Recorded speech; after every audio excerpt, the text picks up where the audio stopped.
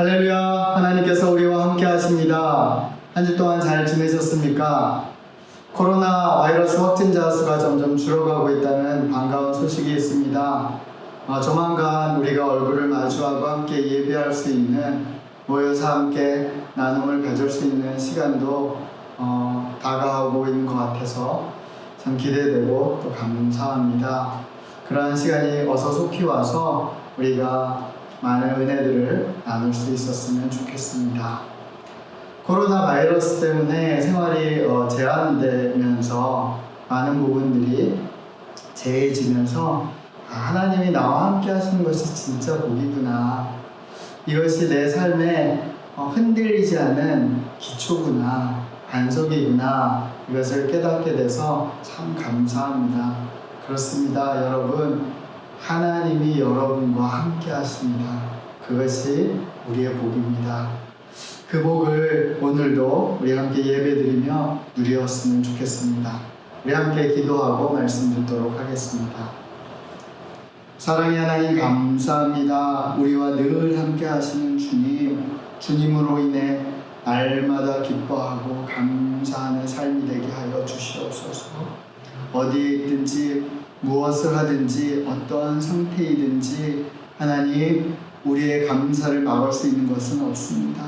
하나님 아버지여, 늘 기뻐하고 감사하고 또 받은 은혜를 나누는 삶을 살 수 있도록 축복하여 주시옵소서.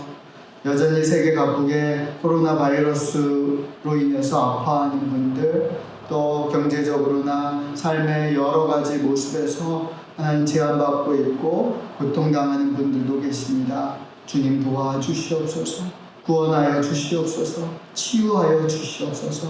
어서속히 이러한 시즌들이 지나가게 하여 주시고 하나님, 우리가 더 활발하게 정말 우리에게 주어진 시간들, 우리에게 주어진 삶을 하나님 누리며 감사하며 사랑을 나누는 삶을 살 수 있도록 이끌어 주시옵소서. 오늘도 말씀하실 주님을 찬양하며 살아계신 예수 그리스도 이름으로 기도합니다. 아멘. 네, 오늘 하나님이 우리에게 주시는 말씀은 역대상 19장 12절에서 13절까지 말씀입니다. 요압이 아비사에게 말했습니다. 만약 아람 사람들이 너무 강해서 내가 어려워지면 나를 도우러 오너라. 만약 암몬 사람들이 너무 강해서 네가 어려워지면 내가 도우러 가겠다.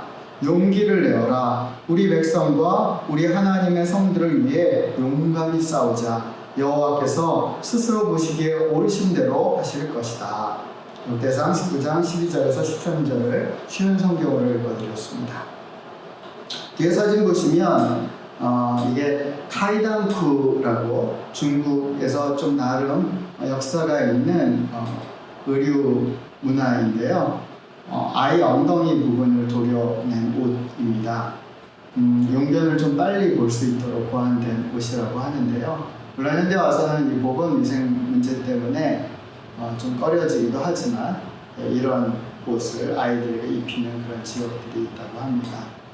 이게 아이니까 그래도 귀엽게 봐줄 수 있는데 저와 여러분 같은 어른들한테 이런 엉덩이가 뻥 뚫려 있는 바지를 입힌다면 그러면 참 곤욕스럽겠죠.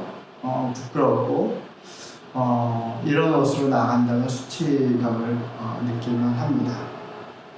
근데 오늘 그 성경 본문이 역대상 19장의 사건들을 보면 이런 엉덩이가 뻥 뚫린 옷을 입은 사람들이 등장하게 됩니다. 성경의 이야기는 이런 내용입니다. 그 암몬인의 왕이었던 나하스가 죽자 다윗 왕은 에도의 뜻으로 조문 사절단을 파견합니다. 다윗의 생각은 이런 거였어요. 나하스 왕이 나에게 살아생전에 잘해줬으니 나도 그의 아들인 한운 왕에게 잘해줘야겠다, 이런 생각을 파견한 것입니다. 하지만 암몬의 그 신하들, 장관들은 그와 반대될 생각을 했어요. 그래서 한운 왕에게 의혹을 제기합니다. 그 내용을 보면 이런 식인 거예요. 그 다윗이 진짜 왕의 아버지를 애도하려고, 위로하려고 이 사절단을 보낸 것 같습니까? 그렇지 않아요. 우리 성을 엿보고 이 성을 정복하려고 다윗이 음모를 갖고 있어요. 그런 어떤 의혹의 눈으로 한운 왕에게 보고합니다. 그 이야기를 듣고 한운 왕은 다윗의 그 조문단 그 신하들의 수염의 절반을 잘라내고 아까 사진에 있는 것처럼 그 하의 엉덩이 부분 옷을 도려내서 수치를 주고 모욕하고 그 신하들을 돌려보냅니다. 결국 이 사건이 발단이 돼서 다윗의 이스라엘 군과 이 암몬이 나중에 아람 사람들을 연합군으로 불러와서 이 두 진영 간에 큰 싸움이 벌어지는 참혹한 결과가 됩니다. 이 나라 간의 전쟁이 이 한운 왕의 신하였던 사람들의 그 의혹 제기, 일종의 음모론 때문에 발생한 것입니다. 이 이야기를 읽다가 이런 생각이 들었어요. 왜 사람 말을 고지고대로 듣지 못하는 걸까? 이거 우리가 생활하면서도 가끔 안타깝게 느껴지는 대목 아닐까요? 왜 저 사람들은 사람 말을 고지고대로 듣지 못하는 걸까? 물론 거기에는 많은 여러 가지 이유들이 있을 것입니다. 근데 오늘 이 성경의 스토리에서 가장 대표적인 이유는 두려움 때문이었습니다. 당시 다윗 왕과 이스라엘은 주변 국가들에게는 한마디로 공포 자체였습니다. 그런 대상이었어요. 그런 상대가 우리에게 어떤 호의를 베푸는 게 받아들여지지 않는 거예요. 그 두려움 때문에 그것이 좀 의심의 눈으로 보게 되는 거죠. 여러분 그거 아세요? 이 두려움이 커지면 이 두려움의 마음의 토양 속에서는요 의욕이나 불신이 자라기가 쉽습니다. 그러니까 두려움이 커지면 모든 게 의욕으로 보이는 거예요. 무서우니까 이것도 조심해보고 저것도 조심하고 이것도 의욕하고 이것도 의심해보고 이렇게 의욕이 생기는 거예요. 그리고 이 의욕은 점차 뭐로 변질되냐면 불신으로 변질됩니다. 불신.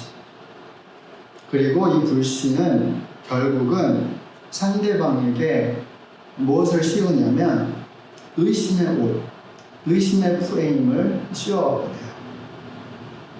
그냥 믿지 못하니까 상대방을 그 의심의 프레임으로 가둬버리는 거예요. 그 틀로 가둬버리는 거예요. 그래야지 그 상황 속에서 내가 좀 안전하다고 느끼는 거죠. 그 상황을 내가 좀 컨트롤할 수 있다라고 여기는 거예요.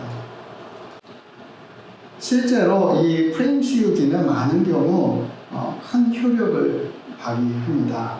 그래서 요즘 정치판에서 자주 보이는 프레임 전쟁이 단적인 이유죠. 사실 여부에 상관없이 그 프레임으로, 틀로 상대방을 가두면, 상대방에게 제기하면, 그러면 상대방을 향한 의욕이 증폭되고, 그 상대방은 그것 때문에 많은 제약을 받게 되고, 어려움을 당하게 되는 거죠. 근데 이 의심의 프레임을 씌우는 것, 일종의 음모론은 창세기 3장에 보면 인간의 그 죄악의 처음 시작되는 그 사건과 사실 여러 부분에서 연결되는 것을 보게 됩니다. 자, 여러분이 잘 아는 창세기 3장에서 뱀이 하와 아담을 미혹하고 그래서 넘어뜨리고 죄짓게 만드는 그런 이야기예요. 그래서 뱀으로 묘사되는 사단이 누구에게 겁없이 의욕의 프레임을 씌우냐면 하나님에게 씌워요. 근데 과정이 있습니다. 아까 제가 설명드린 그 과정을 통과해요. 첫 번째는 의욕을 제기해요. 아담과 하와 마음속에 뭔가 물음표가 생기도록 의욕을 제기하는 거예요. 뭐라고 얘기하냐면 하나님이 정말로 동산 안에 어떤 나무의 열매도 먹지 말라고 하시더냐? 이렇게 얘기해요. 정말? 하나님이 그렇게 말씀하셨어? 야 그거 다 먹지 말라고 했어? 야, 좀 이상하지 않아? 야, 하나님 왜 그러셨어? 뭐 이렇게 의혹을 제기하는 거예요. 그리고 덧붙이는데 4절 5절을 보면 뭐라고 이야기하냐면 아주 확신에 찬 어조로 단언하는데 뭐라고 하냐면 너희는 죽지 않아. 하나님은 너희가 그 나무의 열매를 먹고 너희 눈이 밝아지면 선과 악을 알게 돼서 너희가 하나님과 같이 될까봐 그렇게 말씀하신 거야 라고 말해요. 이 확신에 찬 이 단어 속에는 아담과 하와 마음 한켠에 바라는 거, 기대하는 거, 그 마음이 영원하는 것에 대해서 건드려주고 있어요. 너희는 죽지 않아. 걱정할 필요 없어. 죽지 않아. 그리고 너희는 하나님과 같이 선악을 알게 될 거야. 아담 하와 입장에서는 우와, 우리 죽지 않아? 하나님처럼 될 수 있어? 선악을 다 분별할 수 있어? 와, 그게 받아들여지는 거죠. 그러면서 사단의 그 의혹 제기에 마음을 씌우는 거예요. 사단이 어떻게 하나님께 프레임을 씌우죠? 하나님께서는 너희 인간이 하나님처럼 되는 게 싫으셔서 그렇게 거짓말하신 거야. 하나님의 동기에 대해서 의혹을 제기하고 프레임을 씌우는 거예요. 하나님은 다른 의도가 있으시다는 거예요. 싫어. 너희가 좀 선악을 분별하는 하나님처럼 강해지는 게 싫으셔서 그렇게 하신 거야. 그러면서 이 사단이 굉장히 간교하잖아요. 그래서 굳이 자기 입으로는 말하지 않지만 숨겨진 한마디를 사실은 던지는 거죠, 인간한테. 더 이상 바보처럼 속지 마. 야, 더 이상 속고 살지 마. 라고 던지는 거예요. 근데 웃긴 게 정작 속인 것은 사단이잖아요. 그런 의혹을 제기하고 프레임을 씌우고 그것을 통해서 거짓말하는 것은 사단이라고요. 예수님이 이 사단 마귀에 대해서 제자들한테 설명하면서 그는 처음부터 살인한 자요. 진리가 그 속에 없고 그 진리에 서지 못하고 그저 자기 안에 있는 것대로 말하는 거짓말쟁이고 거짓의 악이다라고 말씀하시죠. 그러니까 진리에 근거하지 않고 자기가 어떤 것들을 지어내는 거예요. 말하는 거예요. 의혹을 제기하는 거예요. 그게 사단이 하는 거짓말의 어떤 모습이었죠. 이 창세기 3장 스토리가 어쩌면 우리가 요즘에 많이 접하는 음모론의 어떤 시초적인 모습이 아닐까 생각합니다. 사단은 음모론을 통해서 의혹을 키우고 불신을 조장하고 하나님과 인간 사이를 단절시키게 하는 거죠. 그래서 나의 편으로 만드는 거예요. 그게 음모론의 의도이죠. 이 음모론처럼 우리 이성을 쉽게 마비시키고 그리고 우리 안에 있는 어떤 염원들, 욕심들을 끄집어내서 나의 편으로 만들게 하는 거짓된 장치는 사실 그렇게 많지 않죠. 그 음모론을 잠깐 이게 굉장히 복잡한 설명이지만 그냥 단순하게 좀 설명을 드리면 보통 우리가 살아가면서 여러 가지 의문들을 가질 수 있잖아요. 질문들 갖는 것은 너무나 당연한 거고 때로는 저게 왜 저러지? 이런 의문 그리고 어떤 사회적인 문제 어떤 사건에 대해서 잘못됐다면 우리가 그것에 대해서 문제 제기하는 것은 사실은 정당해요. 근데 그 문제 제기가 어떤 단원이 아니라 문제 제기가 되고 이 문제 제기가 어떤 결과로 도출되기 위해서 어떤 과정이 필요해요. 정당한 과정이 필요하고 거기에는 근거들이 필요하고 거기에는 팩트들이 필요한 거죠. 그래서 이 의문들을 갖고 우리가 어떤 결론에 도달하기 위해서는 이런 건전한 과정을 우리는 거쳐야 되고 거기에 바른 판단들이 들어가야 돼요. 근데 이 음모론은 사실은 그것을 뒤집는 거예요. 음모론은 확신에 찬 어떤 전제로부터 사실 시작해요. 물론 우리가 음모론을 접할 때 처음으로 접하는 것은 의혹들이지만 실제로는 모든 음모론은 확신에 찬 어떤 전제가 있는 거예요. 그리고 그 전제에 근거하는 의혹들을 계속 던지는 거죠. 그래서 이 전제가 맞는 것으로 받아들이게끔 하는 거예요. 그 세계적인 많은 음모론들 이야기들이 있는데 그 중에 하나가 그 미국이 그 달에 우주선을 쏜 것이 이제 사실이 아니다 이런 이제 음모론이 있었잖아요. 그러니까 러시아한테 구소련한테 그 우주 탐사에 대해서 지니까 이제 거짓말로 이제 상황을 꾸몄다 이런 음모론이에요. 문제 제기는 가능한 거죠. 미국이 과연 실제로 우주선을 쏴서 달까지 도착하고 했을까?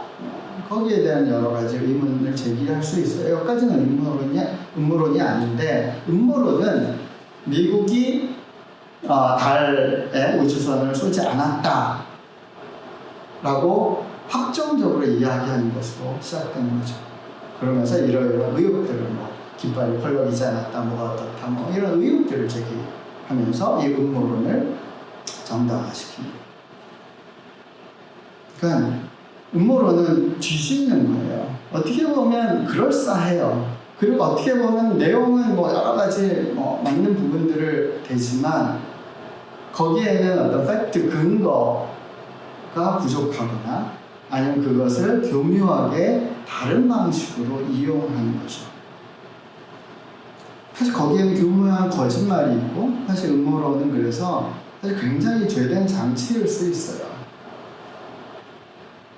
여러분 한번 생각해 보세요. 하나님이 음모론적인 접근 방식을 사용하실까요? 사실은 전혀 어울리지 않는 거죠. 진리이신 하나님에게 이런 접근 방식은 사실은 말도 안 되는, 전혀 같이 공존하기 어려운 어떤 모습일 수 있어요. 하나님은 어떤 의혹 제기를 통해서가 아니라 오히려 진리의 빛을 비추셔서 팩트를 드러나게 하시고 사실과 진리를 드러나게 하셔서 믿음을 주시는 방법들을 선택하세요. 그게 하나님의 방법이에요. 사랑하는 성도 여러분, 우리 사회의 수많은 음모론적인 접근들, 수많은 의혹의 프레임 씌우기들이 지금 오늘날 행해지고 있는데, 그것에 대해서 믿는 우리들은 좀 경계할 필요가 있어요. 그 방식에 대해서 우리가 좀 멀리할 필요가 있어요. 그게 사실은 좋지 않은 접근이 있고 그 안에 사실 잘못된 거짓이 섞일 수 있기 때문에 그래요. 많은 사람들이 다른 사람을 향해서 의혹의 프레임 씌우기에 사실은 알게 모르게 동참하죠. 그래서 사회적인 어떤 문제들이 일어날 때마다, 정치적인 어떤 이슈가 있을 때마다 언론을 통해서나 아니면 어떤 사람들이 끼리끼리 모여서 우리는 이 의혹의 프레임 씌우기를 알게 모르게 많이 이제 하고 거기에 공감할 때도 사실 적지 않게 있는 것 같아요. 그런데 역으로 정작 자신을 향해서 누군가 이 의혹의 프레임을 씌우면 대부분의 사람들은 사실 그것에 대해서는 분노해요. 왜냐면 억울함을 느끼기 때문에. 나는 이러이러한데, 내 의도는 이러이러한데 제3자가, 다른 사람이 자기 틀로 나를 자꾸만 가두려고 하니까, 판단하려고 하니까 그게 당연히 억울할 수밖에 없는 거죠. 그러니까 그것에 대해서는 사실은 거부해요. 참 웃기지 않아요? 다른 사람을 향해서는 그렇게 쉽게 하면서 나를 향해서 하는 것에 대해서는 거부해요. 그게 어떻게 보면 인간의 어떤 죄악된 이중성이 아닌가 싶고, 사실 우리가 조심해야 되고, 그리고 때로는 깊이 통찰하면서 회개해야 될 영역이 아닌가 싶습니다. 여러분, 사람은 어떤 프레임으로 가둘 수 있는 존재가 아니죠. 하나님께서 각 사람을 당신의 형상으로 창조했을 뿐만 아니라 굉장히 유니크하고 세밀하고, 그리고 다양한 모습, 다양한 성향, 다양한 어떤 마음의 의도나 그런 과정을 겪도록 그렇게 너무나 특별하게 만들었어요. 그런데 우리가 서로를 향해서 어떤 단순한 틀, 의혹의 틀, 판단의 틀을 갖고 다른 사람들을 자꾸만 규정 짓고 가두려고 한다면 그것은 하나님의 그 섬세한 그 작품, 창조에 대한 도전이 될 수 있고, 그것에 대해서 항거하는 것이 될 수 있는 거죠. 그것은 사실은 옳지 않고, 그것은 사실 감히 그렇게 해서는 안 되는 부분일 수 있어요. 내 자신이 그런 존재잖아요. 다른 사람도 마찬가지로 그런 존재예요. 그래서 우리는 서로 존중하고 서로 그런 판단들을 해서는 안 되죠. 이 프레임 씌우기는 어찌됐건 사실은 일정한 효력을 발휘하고 어떤 무기처럼 사용될 수 있어서 이 프레임치기를 하는 사람들이 당장은 힘을 얻는 것 같고 굉장히 이익을 얻는 것 같지만 사실은 그렇지 않아요. 왜냐하면 이 프레임 치우기는 결국은 부작용이 생기는데 그게 자기에게도 그 프레임이 동일하게 시음받게 되죠. 정죄함을 받게 되는 거예요. 로마서 2장 1절에서 3절을 보면 그러므로 남을 판단하는 사람아 누구를 막론하고 네가 팽개하지 못할 것은 남을 판단하는 것으로 네가 너를 정죄함이니 판단하는 네가 같은 일을 행함이라. 이런 일을 행하는 자에게 하나님의 심판이 진리대로 되는 줄을 우리가 아노라. 이런 일을 행하는 자를 판단하고도 같은 일을 행하는 자들아 네가 하나님의 심판을 피할 줄로 생각하느냐 라고 말씀하셨습니다. 남을 판단하는 일을 멈춰야 된다. 왜냐하면 그것이 오히려 나에게 정죄로 판단으로 되돌아오기 때문에 그렇다라고 말씀하세요. 그리고 두 번째는 우리가 지금 한가롭게 남을 판단할 때가 아니라고 성경은 경고하세요. 왜냐하면 하나님의 심판 앞에 우리가 모두 설 것이기 때문에 남 걱정할 때가 아닌 거예요. 우리가 심판받으니까. 근데 우리가 남을 향해서 자꾸만 의욕의 프레임을 씌우고 했다면 남을 잘못되게 판단했다면 그것조차도 하나님의 심판 앞에서 우리가 나중에 심판받는 정죄받는 것의 근거가 될 수 있으니 우리가 감히 그 일을 하면 안 되는 거죠. 여러분 하나님의 심판은 그런 의욕의 프레임이나 어떤 판단을 통해서 일어나는 것이 아니라 2절에 보면 진리대로 돼요. 불변하는 진리대로 정말 참된 진리대로 되는 거예요. 그것이 우리가 보통 많이 행하는 어떤 판단들, 의욕의 프레임과는 완전히 상반되는 것일 수 있어요.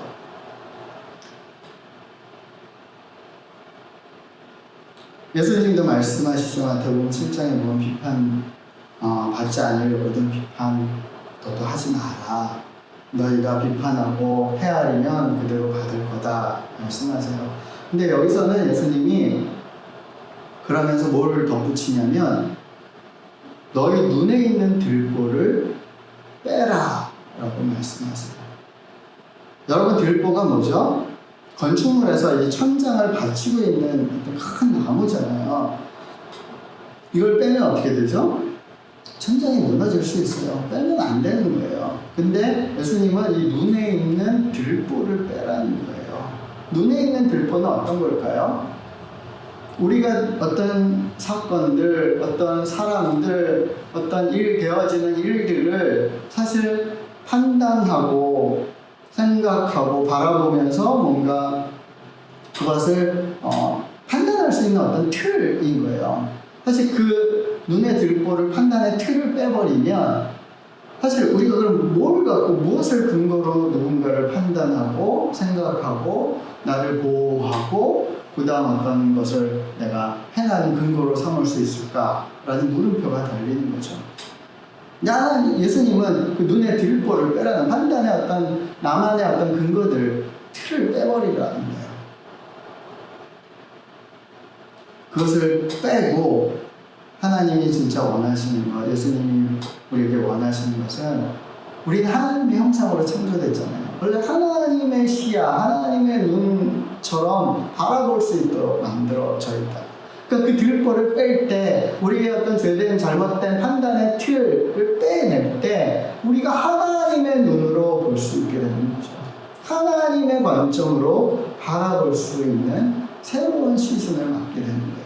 그래서 하나님이 우리에게 눈의 들보를 빼라고 말씀하죠. 하나님의 눈으로 보면 어떤 일들이 일어날까요? 그럼 나의 나됨이 이제 제대로 보이는 거죠. 자기 연민이나 열등이나 교만이나 이런 것이 아니라 하나님이 창조한 진짜 나의 모습을 보게 되고 형제자매를 볼 때도 어떤 의욕의 눈이 아니라 정말 사랑의 눈으로 보게 되고 저 안에 하나님이 또 어떤 일들을 행하시고 계실까? 하나님이 저 사람을 창조하시니 얼마나 부유할까? 하나님의 그 기대하는 눈, 소망하는 눈으로 바라보게 되고 사회 문제도 마찬가지입니다. 하나님의 눈으로 바라보게 바라보면서 정말 애통하며 중보하기도 하고 격려하고 위로하고 축복하고 응원할 수 있는 그런 건강한 관점을 우리는 회복할 수 있는 거죠. 사랑하는 성도 여러분, 우리가 다른 사람을 향해서 의욕의 프레임을 씌우는 것을 중단해야 합니다. 다른 사람들이 제기하는 근거 없는 음모론에 우리는 결코 휘둘려서는 안 됩니다. 그리고 각자 눈에 있는 들보를 떼어내고 우리는 하나님의 눈을 의식할 필요가 있습니다. 그렇게 할 때 비로소 우리는 이 두려움과 의심과 불신으로 보는 그 잘못된 관점들을 제대로 제어할 수 있고 하나님이 우리에게 주시는 믿음과 소망과 사랑의 눈으로 모든 것들을 바라보고 사랑하고 축복할 수 있는, 중보할 수 있는 새로운 시즌을 맞이하게 될 것입니다. 오늘 성경 이야기로 다시 들어가서 한눈의 신하들은 아까 말씀드린 것처럼 두려움이 커지자 의욕을 갖게 됐고 불신하게 됐고 그래서 의심의 프레임을 씌우게 되는데 반대 진영, 다윗의 군대, 특별히 군대 장관이었던 요압과 두 번째 장수였던 아비새, 그의 동생 아비새는 그렇다면 이 동일한 방식을 취했는지에 대해서 우리가 좀 주목해 볼 필요가 있어요. 오늘 성경 이야기를 쭉 읽어보면 요압도 한온의 신하들만큼 두려움을 느꼈다고 성경은 설명하고 있어요. 왜냐하면 이 암몬이 자기 힘으로는 좀 부족할 것 같으니까 아람 군대를 청해서 연합군을 형성했어요. 규모가 굉장히 커졌어요. 전투력도 아주 배가 됐어요.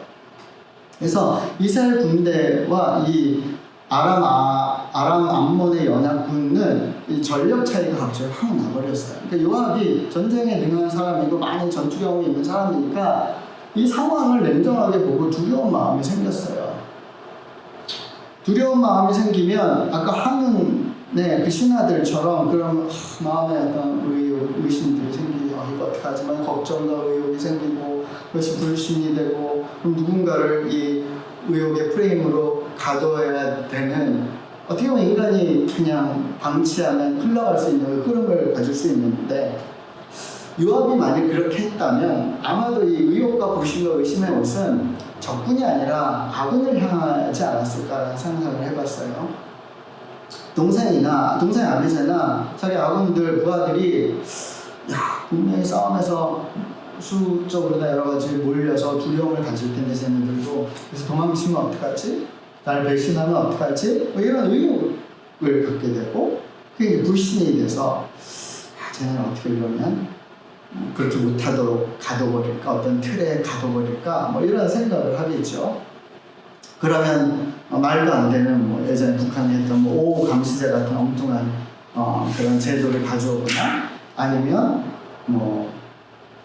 도망가는 자는 서로 죽이라 이런 아군 사살 명령 이런 어떤 잘못된 틀로 그 의욕을 갖고 불신하는 대상을 가두려고 하시고 했을 거예요.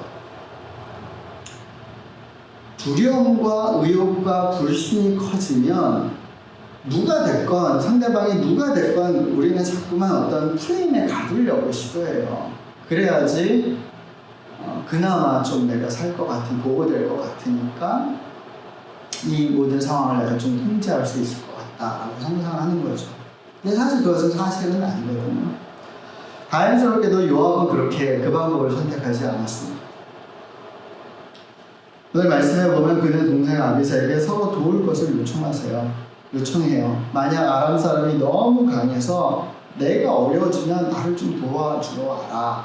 만약 암몬 사람들이 너무 강해서 네가 어려워지면 내가 도우러 갈게. 용기 내자. 우리 함께 힘써 싸워보자. 그렇게 서로 도울 것을 요청하는 거예요. 한눈의 신하들과는 정반대되는 접근을 하는 거죠. 의욕과 불신 대신 동생 아비새에게 믿음으로 우리 서로 힘을 합치자. 우리 형제로 서로 똘똘 뭉치자. 사랑하자. 그러면 이 두려움을 이길 수 있어. 우리 이길 수 있어. 극복할 수 있어. 이것이 바로 하나님이 마라 라고 요압이 제시하는 거죠. 이것은 성경의 가르침과 너무나 사실은 통하는 좋은 판단이었어요. 요한일서 4장 18절에서 19절 말씀에 사랑 안에 두려움이 없고 온전한 사랑이 두려움을 내어쫓나니 두려움에는 형벌이 있습니다. 두려워하는 자는 사랑 안에서 온전히 이루지 못하였느니라. 우리가 사랑하면 그가 먼저 우리를 사랑하셨습니다. 그 하나님, 우리를 먼저 사랑하는 그 하나님의 사랑처럼 우리가 온전히 서로 사랑하고 우리가 온전히 연합되면 그때 비로소 두려움을 이길 수 있는 거죠. 두려움을 내어쫓을 수 있는 거예요. 의심이 아니라, 불신이 아니라, 상대방을 그 의욕의 프레임으로 가두는 것이 아니라 우리가 진짜 사랑할 때 그때 두려움을 극복할 수 있습니다. 여러분, 두려워하는 것은, 우리가 공포를 느끼는 것은 어떻게 보면 인간이면 누구나 가질 수 있는 그런 모습일 수 있고, 그것에 대해서 나무랄 필요가 없다고 생각해요. 실제로 성경에서도 하나님이 두려워하는 그 당신의 백성들을 향해서, 당신의 사람들을 향해서, 야, 그것 때문에 겁내냐? 야, 너 믿음이 그렇게 없냐?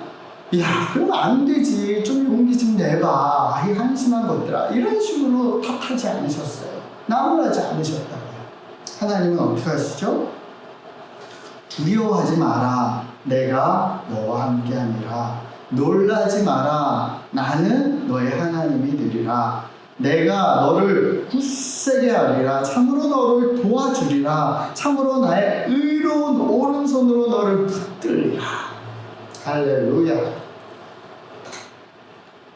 하나님은요, 두려움을 느끼는 사람들한테 두려워하지 말라고 권면하시면서 꼭 뭐라고 말씀하시냐면, 내가 너와 함께 할게. 내가 네 하나님 될게. 내가 널 도와줄게. 내가 너 사랑해. 걱정하지 마. 이렇게 말씀하세요. 두려움을 이길 힘은 오직 사랑이에요. 하나님의 온전하신 사랑. 그 사랑에 근거하는 우리들의 사랑이 꼭 피어날 때, 선언되어질 때, 행동으로 옮겨질 때 우리는 모든 두려움을 이길 수 있습니다. 뒤에 그림을 보시면 저는 오늘날 현대인의 어떤 실존적인 모습을 잘 보여주는 그림 중에 하나가 아닌가 생각합니다. 동굴 안에서 밖을 바라보고 있는 어떤 사람의 모습이에요. 여러분, 동굴 안에서 밖을 바라보면 사실 밖이 잘 안 보이죠. 왜냐면 빛의 역광 현상 때문에 밖이 보이지 않아요. 그러면 동굴을 나오지 않는 이상 고립감이 커지고 외로움을 크게 느끼게 되고, 제대로 바라보고 판단할 수 없으니까 두려움이 커지는. 그래서 오늘날 많은 사람들이 동굴 안에서 밖을 바라보는 이런 형상의 어떤 실존적인 모습을 갖고 있죠. 이런 상태에서는 거짓과 참을 분간하기도 어렵고, 그러면 자꾸만 뭔가를 의존하게 되는데, 내가 바라는 거, 내가 믿고 싶은 거, 그런 것을 확신 있게 얘기해주는 어떤 말들을 듣기 원하고, 그것에 사실은 마음을 뺏기죠. 사실 음모론의 사람들이 많이 마음을 뺏기는 이유 중에 하나가 그런 거죠. 나는 잘 안 보이는데 누군가 확신 있게 얘기해 주니까, 그래서 의혹을 제기하니까, 그러면서 내가 진짜 원하는, 내가 바라는, 기대하는 거, 내가 두려워하는 부분들을 상쇄시킬 수 있는 얘기를 하니까 그것에 대해서 사실 마음이 편승하죠. 사실 어떻게 보면 음모론이나 요새 말도 안 되는 뭐 신천지나 뭐 JMS 같은 그 사이비 교주들이 날뛰는 종교적인 접근이나 사실 비슷해요. 사람들의 그런 심리들을 교묘하게 이용하고 확신에 차는 어떤 말도 안 되는 그 단어들을 던지는데, 그게 사람들한테 안도를 주는 거죠. 그래서 참여하게 만드는 거예요. 이게 어떻게 극복할 수 있을까요? 이런 현상들을. 하나님이 우리에게 제시하신 것은 예수 그리스도의 십자가와 부활하심이에요. 그러니까 우리가 예수 그리스도의 그 십자가와 함께 죽을 때 사실 우리의 두려움도 거기에 묻을 수 있는 거고, 그리고 주님의 부활하심의 편승에서 함께 그분과 일어나서 무덤을 걸어 나올 때, 그때 더 이상 우리를 속이는 거짓말들에 우리가 현혹될 필요 없고, 우리를 미혹하고 의혹을 제기하는 수많은 수많은 말들에 우리가 놀아나지 않고 진리를 따라서 걸어갈 수 있는 거죠. 우리가 모든 이슈들을 하나님의 관점으로 바라보면서 정당하게 판단하고 정당하게 하나님의 마음, 사랑으로 그것을 대하고 중보하고 축복할 수 있게 되는 것입니다. 로마서 8장 34절입니다. 누가 감히 죄가 있다고 판단하겠습니까? 죽으신 분은 그리스도 예수십니다. 그분은 죽으셨을 뿐 아니라 다시 살아나 하나님의 오른편에 앉아 계시면서 우리를 위해 중보 기도를 하고 계십니다. 누가 감히 판단하고 누가 감히 정죄할 수 있습니까? 죽으신 분이 그리스도 예수신데, 예수 그리스도께서 나를 위해서 나의 죄를 속량하기 위해서 죽으셨는데, 근데 누가 감히 나를 판단할 수 있겠습니까? 예수님께서 많은 사람들을 위해서, 그 수많은 사람들을 위해서 그 죄를 짊어지고 죽으셨는데 누가 감히 그 사람들을 판단하고 정죄할 수 있습니까? 누가 십자가의 반대편에 설 수 있습니까? 물론 여전히 나는 허물 많고 또 죄를 저지르고 반복해서 죄를 짓는 연약한 사람이죠. 그래서 정죄를 받을 수 있는 근거가 너무나 많은 사람이기도 합니다. 그래서 로마서 8장 뭐라고 말씀하죠? 그분은 죽으셨을 뿐 아니라 다시 살아나셔서 하나님 오른편에서 뭘 하신다고요? 우리를 위해서, 연약한 우리, 또 넘어질 수 있고 또 죄 지을 수 있는 우리를 위해서 중보하고 계세요. 우리의 죄를 속량하는 중보의 기도를 계속하고 하고 계시다. 근데 누가 감히 정죄하고 판단할 수 있는가? 성경은 권위 있게 우리에게 반문하고 계십니다. 사랑하는 여러분, 주님의 사랑이 우리를 자유케 하십니다. 주님의 사랑이 우리를 죄로부터 해방시키셨습니다. 그러니 우리 서로 판단하는 일을 더 이상 하지 맙시다. 정죄하는 길을 멈춥시다.